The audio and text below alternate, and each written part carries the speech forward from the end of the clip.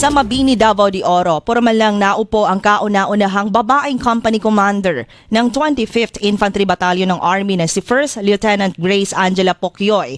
Siya rin ang kauna-unahang babaeng company commander sa buong AOR ng 10th Infantry Division ng Army.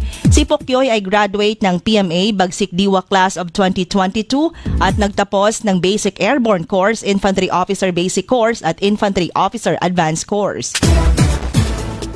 Sa Davao City, sinibak ng Philippine Coast Guard District Southeastern Mindanao ang 8 kataong mga tauhan nito sa Santa Ana Substation matapos ang pagkawala at paglubog ng outrigger boat sa Davao Oriental kasama ang 15 kataong sakay nito.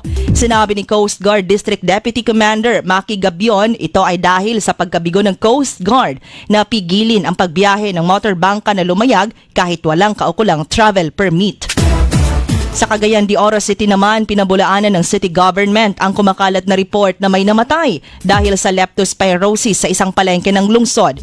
Kumalat sa social media ang report na dahil sa sobrang dumi ng Cogon Public Market, may nagkasakit ng leptospirosis at isa ang namatay.